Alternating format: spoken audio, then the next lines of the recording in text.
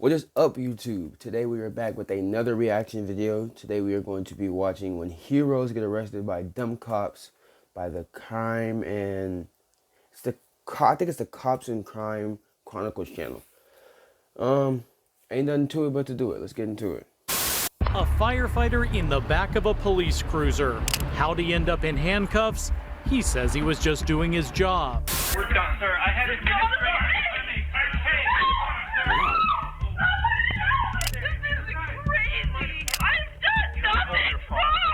Hey, check that out. I stopped to help somebody who's been shot. I'm getting arrested. Usually, heroes get rewarded for what they do. But sadly, these heroes get arrested by the police instead. And the reasons why are insane. Here are some instances where heroes ended up in jail. Starting with this hero who tried to save the victim of a fatal shooting. Thank you for teaching me not to be helpful, you fat. On October 9th, 2020, Joseph Garces, a retired firefighter, was driving his Jeep in Santa Paula, California, when he spotted a shooting victim named Samir Salgado lying in the parking lot in a pool of blood. Without hesitation, Garces got out of his car and started doing CPR to the victim. Soon after, police officers from the Santa Paula Police Department came to the scene. Don't go to the car. Don't go to that car. Stay over here. Stay over here. Stay over here. Come over here. That's your car? That's my car. I was driving by. I saw it. I'm a retired firefighter. Okay. I'm not a part of this. We don't know anything about that. We see a gun in the car. You're not going there. Do you have your ID? It's in the car. What's your name? Joe Garces. Joe Garza, you gotta relax, okay? We know you're helping us out. Wait, but you guys aren't listening either. That's part of the problem. Yeah. So I said we appreciate your being involved. Okay. We're just running. That's his knife. I took it out of his pocket to cut his shirt off. And that's your vehicle. Yeah, I was driving north. I saw the lady. They were looking this way, and I saw him down, and I thought it was beer or something. Spun around and came in, saw the blood. She said they were calling 911. I screamed, has he been shot? She said, yeah, it was. I was pulling in. Okay. Saw the gunshot wound to the side of his face. I did a quick check, found the gun in his waistband, rendered it useless, stuck it inside my car, grabbed his knife, cut off his shirt, and then you guys started showing up. Okay. Did you see anybody running, anybody leaving the area, anything? Not a thing. Crazy. Garces gave his witness testimony to the officer, which was a polite and respectful interaction. Okay, nah, but why would he take the gun out of his pocket to go put it in his car? That's like, you're putting yourself in trouble there. Okay, see, you're kind of, it's kind of like, you know what I mean? It's kind of However, funky. things took a turn for the worse when Detective Rivera from the Santa Paula Police arrived and began to adopt a condescending attitude. Get this guy out of here. Sir. He's a witness. What the? Relax, okay? Hey, We Star. appreciate it. Huh? So I got a crime scene, sir. I'm a detective. Yeah, and I'm here helping him, so step the off. Okay? If you're a good detective, you wouldn't be yelling at me right now. You'd be taking care of your job. Over here. Yeah, you. I can't get the out of here. Get out of my crime scene. Get out of my crime scene. What are you going to do to me? Get out of my crime scene. I'm gonna make you next time. Get out of my crime scene. Come with me, Mr. Get out of Garces. my crime scene. Mr. Garces. That's my... Come with me, Mr. Garces. No wonder people don't give you guys the benefit of the doubt. And I worked with you for 27 years. When do I get my car back then? Hey, thank you for Everybody's teaching clear me to not to be helpful, you fat piece. You have to step back. Step back. Step back. Step back. Step back. Step back. I don't know who you're. Oh yeah, so now you're gonna come over with me, huh? You're doing a really good job right now, aren't you? I need you to back up. You need to calm him. I need you to back up. Come here. No, I got him. Come here. No, You need get to your hands off. take it down a notch. You can take it down a notch. Somebody here's not Take it controlling themselves. down. It's you. Take a deep breath. Don't be a hypocrite. I've taken a deep breath. It's your turn now. Yeah, don't be a You hypocrite. want to talk like adults? I'll let you go. You Okay, want to talk did like you adults? start talking to me like an adult? Do you understand how I need to Do do you my see job? what you're doing wrong? If you know how to do this job and you have a badge, then you would understand. Now, do you want It's to go so for good. 148 if you It's have so- a badge? It's so Do you good have of a badge? Yes, Are you I do. retired? Yes. Do you want to go for 148 for being in a crime scene? Just because sergeants at patrol don't know how to do their job, and you were a You're cop saying at your one time- sergeant doesn't know how to do his job? Take him. Turn him around. That's literally what he... Badge up. In my Jeep, like I keep saying, but you won't listen. We're adding your Jeep. Hey, you will see it when you Do look you at the want front your of the car? Jeep. Do you want me to have to write a search warrant and keep it, or do you want to keep your car? Do you want to get home as soon as possible? I'm not talking anymore. Okay. Sink him. Sink him in this car right here. 64. What's your first name? Joe. Joe. Hey, check that out. I stopped to help somebody who's been shot. I'm getting arrested. Garces was detained in the back of the police car for nearly 15 minutes before the detective finally released him. As a result of this incident, Garces got a dislocated shoulder and a torn labrum. injuries that needed surgical intervention to fix. Afterwards, Garces took legal action against Detective Rivera and the city of Santa Paula, of which they ended up reaching a settlement out of court. Even though Garces got monetary compensation, he would be hesitant to help someone again in the future. However, things turned out even worse for the next hero who would end up regretting his brave actions forever. The guy who pulls the gun isn't the one who goes to jail that night. You go to jail. Exactly. On June 27, 2023, Army veteran Matt Solon and Michael Loudermilk, the son of a Georgia congressman, were out with their girlfriends in a bar's parking lot when a man named Dwight Cooper threatened them with a gun. Matt swiftly disarmed and subdued Cooper, forcing him to the ground. He then called 911 after taking the gun away from him. Someone pulled a gun on me.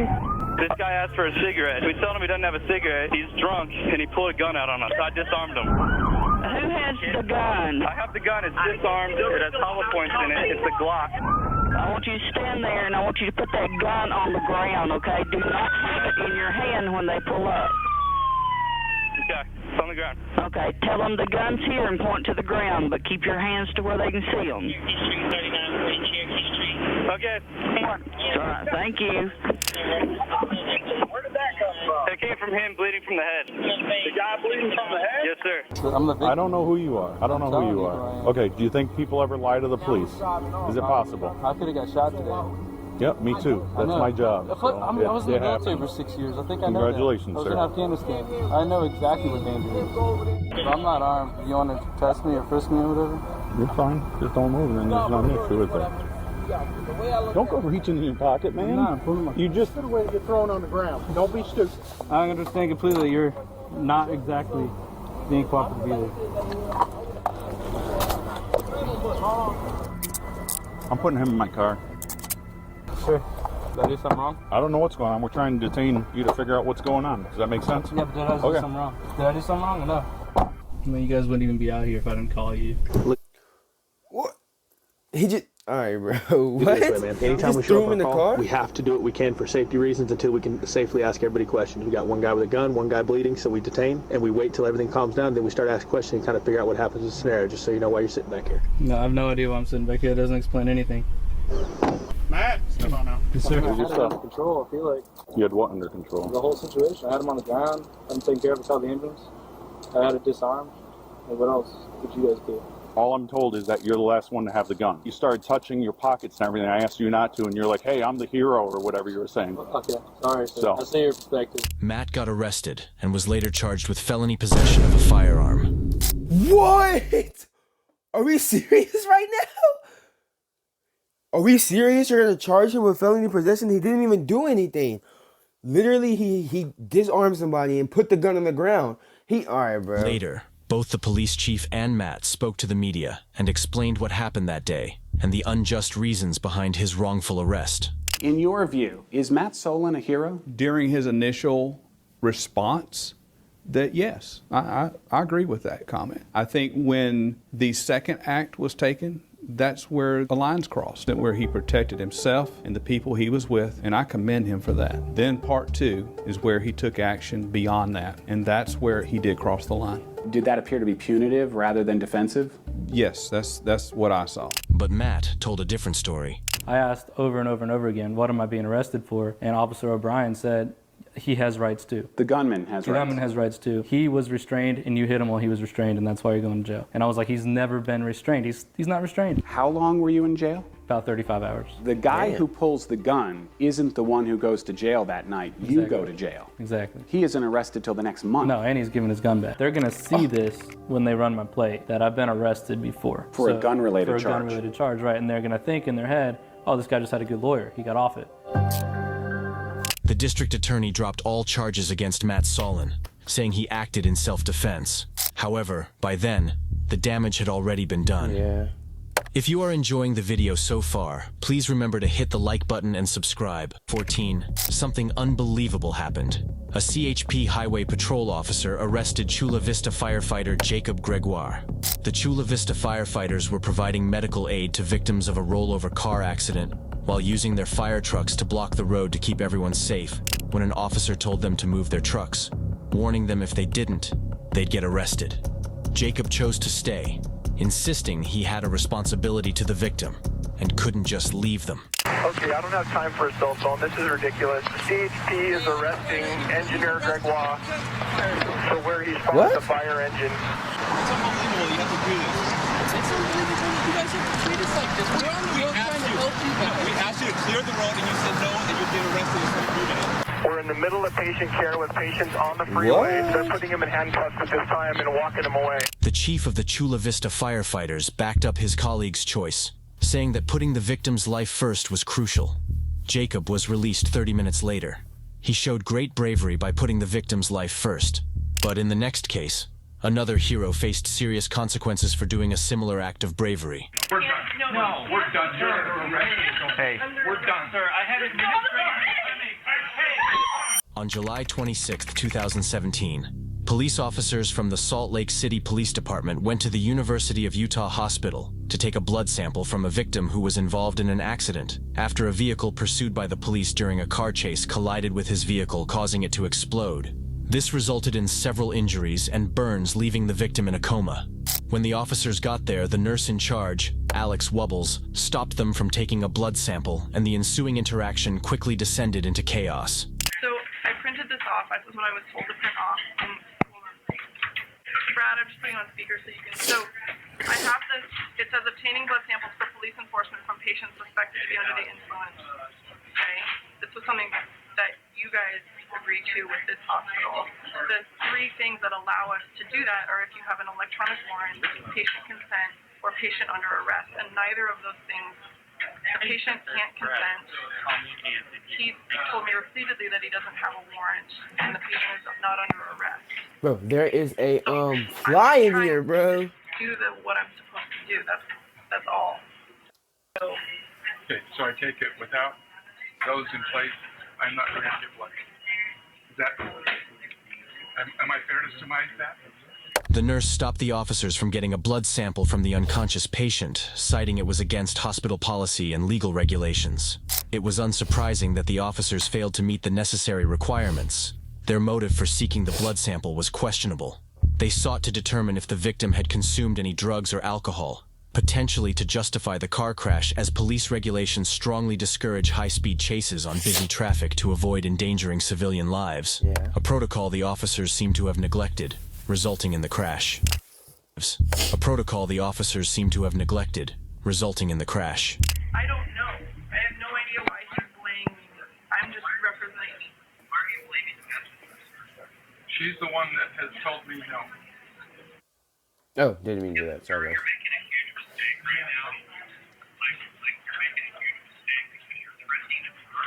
Frustrated about not having his way, the officer did something really shocking. No, please. No, we're done. No, we're done. You're under arrest.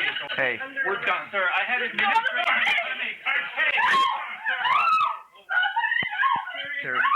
Damn, they just gonna take her out like that?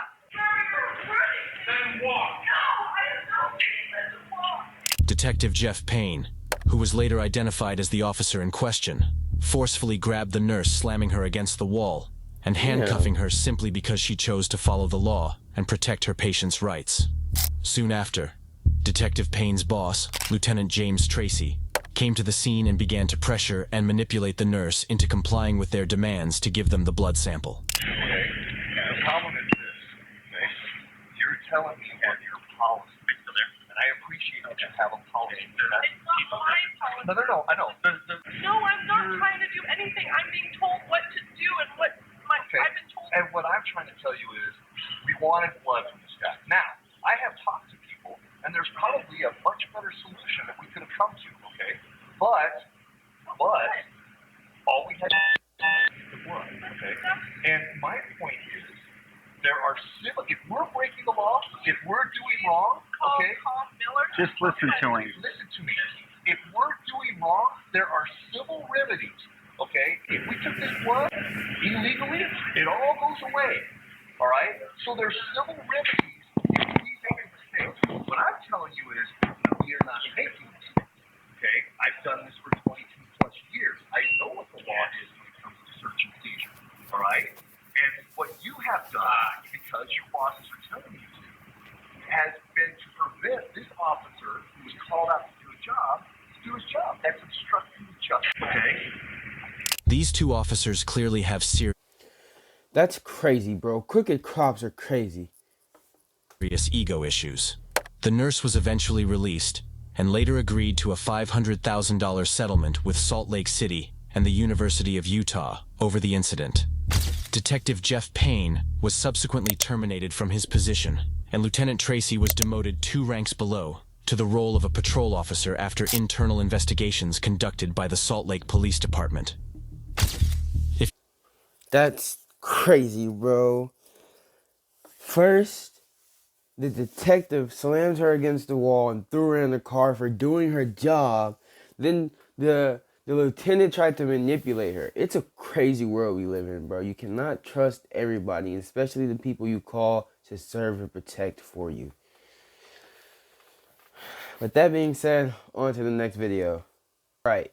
This video is called When a Killer Realizes Their Victim is Still Alive. Let's see the crazy cuckoos we have in this video. Let's get straight into it. Do you know what happened to Adriana tonight? She talked to us. She said that you and Heather did this to her. So that's why we're talking to you two. This is the moment Tina realized her victim was still alive. And to make things worse, the victim had just told the police everything they needed to know to send her to prison for the rest of her life. Tina is currently being interrogated about the brutal attack on her friend in Florida. Like many teenage fights, it apparently started over a boy. But this isn't the story that she and 2 other suspects tell investigators in this deeply disturbing case. Okay. Tina, you know, can I call you Tina? Okay. Obviously know something's up. Yeah. So tell me what happened tonight. Nothing happened that I know of. Heather just said that something about Adriana got beat up real bad. Okay. You don't know anything about that? No. See your arms and hands if I could. Okay, and what's this right here? That little scratch there. This? Yeah. I have a puppy. Okay, and your puppy calls that? Look, go to me here. Got your chin? Okay. 19-year-old Adriana had gone over to her neighbor's house to make peace after an argument. But she had no idea that fate was waiting for her. That neighbor was Tina Brown, and Adriana was walking straight into a trap. What started off as a fight quickly turned into something much worse. But according to Tina, she has an alibi. So where were you tonight?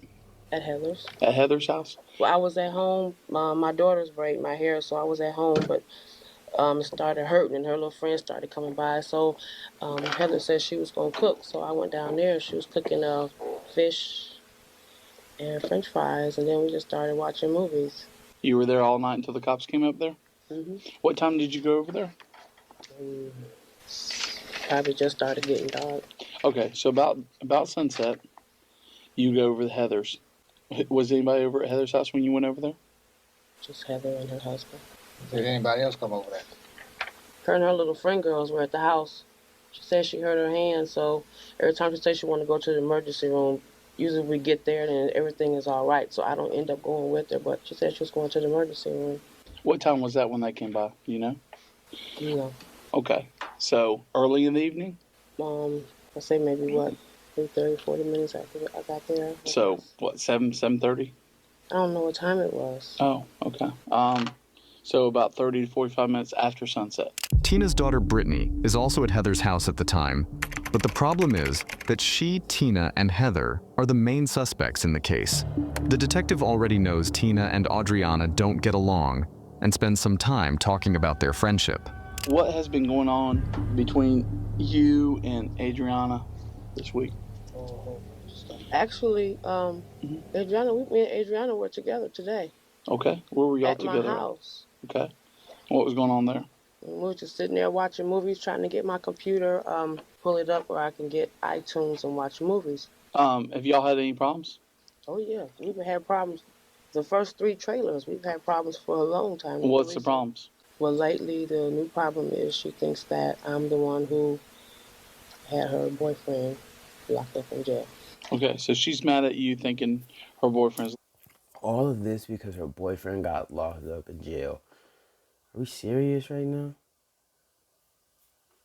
Locked up because of you.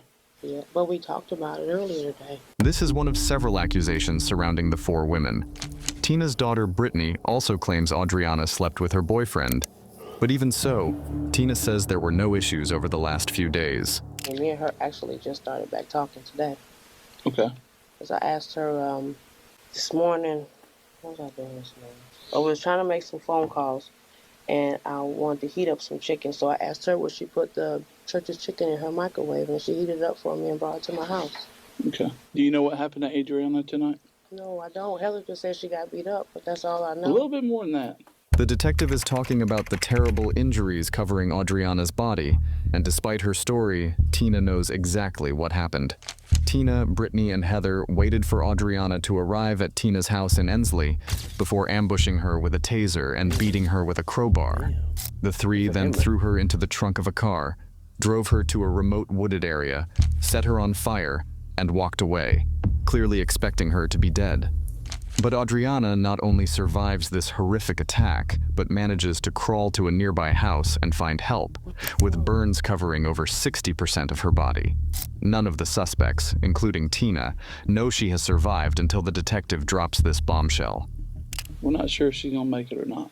No, I don't. Does she talk to us, or does she talk to the people that came over to help her? Mm-hmm. And she told them something. You know what she told them? I can just imagine what's that. She said that you and Heather did this to her. So that's why we're talking to you two. But she said I called. She's been saying a lot of stuff lately. Okay. She said I called, because this is all stuff that we talked about today at my house. Okay. About my tire was stabbed. Okay. And I asked her if she do it. She said. See, this is what I be talking about, bro. They be bringing up random points. No, I mean I couldn't prove she did it, so I ain't argue about it, fuss about it, or nothing. But you thought she did it. Mm-hmm. Just because of what people said, but. Mm-hmm. Did you hear about her window getting busted out? Whose window? Adriana's window getting busted out a few days ago. You didn't hear about it? No, sir, I didn't. And you said tonight you were over at Heather and Darren's, right? Yes, sir. And you didn't go anywhere? No. Did anybody come over there while you were there? He had somebody come over, but I didn't go out. Who were they that came over? I think it was Graham. Why did she say that glasses, earlier? and no, it wasn't Graham. He was dark skinned and he had braids, but I think they call him Graham. Okay. It wasn't Graham. I think they call him Graham. Blocker sound familiar? Yeah. Okay. And did anybody else come over? Yeah. White guy in a red truck. You know who that was? No, he went out there and went outside and talked to him. Okay. And what was Darren doing while y'all were over there cooking? Anything? Laid on the couch watching movies. Okay. And Why is everybody watching is that pretty much what y'all were doing all the way until the cops came? Mm-hmm. Okay, so you, Darren, and Tina were sitting in the living room. Heather were sitting there in the living room watching movies. Mm-hmm. And when the cops knocked on the door, what'd y'all do? We were sitting there. Okay. Why didn't you answer the door? It ain't my door. Okay. So y'all sat there, and when the cops came, they didn't answer the door. And how long were y'all in there before you did answer the door? We thought that, I guess the tape was going out, because Adriana has a little boy that's kind of hyper. He said that little boy probably got that tape. It's that little girl. All right, but you were home all night. You didn't see any kind of disturbance going on over there before the cops came over there or anything? No, we would have heard something. Right now, Tina is starting to show signs of guilt, slumped over with her head down and avoiding eye contact, indicating she's very ashamed, regretful, or at least sorry she's been caught. Whatever the case, she definitely seems uncomfortable, but as the detective points out, it's definitely not for the right reasons. You didn't go get anything or go anywhere at all?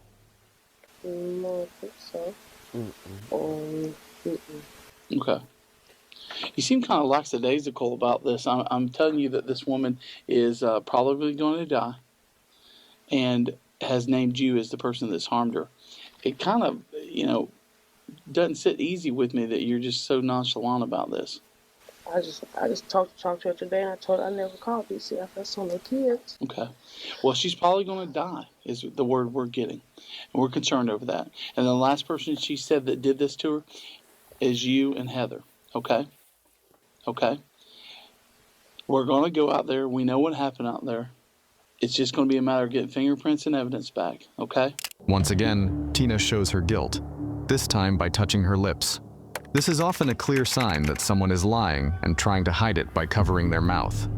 The reason we're here. Basically, what she told the fireman was that you two came and grabbed her. Say what now? What she told the fireman was that you two came over and grabbed her, pulled her out of that house, beat her, and harmed her. And nobody out there, the kids or nobody saw none of this. Nobody saw it. We talked to everybody in that Door's neighborhood. Kids are always outside. We've talked to everybody in the neighborhood. And You did saw them all nobody out hear there. nothing? Nope. And she's saying that y'all did it. And we're sitting here talking to you, and then I'd certainly appreciate, and I know Tom appreciates that you're talking to us. But we got to get to the bottom of this, and we got to know what happened, the truth. And, you know, there are two choices here. Either you're going to tell us, or Heather's going to tell us. So, who's going to be? I didn't do anything to her. Okay. Promise to God. And you were home all night. I was at Heather's house. Okay. You were at Heather's all night. Never left there. Because, see, the story between Heather and Darren is already shaky. And your story is a third version of what they've told us so far. This is a serious allegation. I mean, this is life-changing. Okay? And somebody's life may end over this. We're getting told that she's in pretty critical condition at this point and not likely to make it. When Audriana was found, she reportedly told her rescuers that Tina never expected her to make it out of the woods, let alone make it to safety. But despite her brave fight, Audriana died from her ordeal 16 days after her rescue. Why? I mean, she was just at my house today. Why she didn't tell me? I've been blamed for a lot. Well, it's a cycle over there. It goes trailer 1, trailer 2. RIP Adriana in the chat, bro. Let's get some RIP Adriana in the chat. Well, she didn't do it to herself. Somebody did it to her. Adriana been riding that bike all day today. Okay. But somebody did it to her. I didn't. Okay. I swear I didn't. But she's saying you did it. I didn't. Adriana been saying I didn't. I did It may a be lot the of last stuff. thing she tells somebody, you know? Tina, Heather, and Brittany were all found guilty of murder, with Tina believed to be the ringleader. Had Audriana not made it that day, these three killers could have escaped justice. But now... That's crazy, bro. Jealousy is a crazy, addictive drug, bro. You gotta watch out with who you hang around. Like I said with the last video, you can't trust everybody. Keep your mind on right. Stay safe. I'll see you guys in the next video. Peace.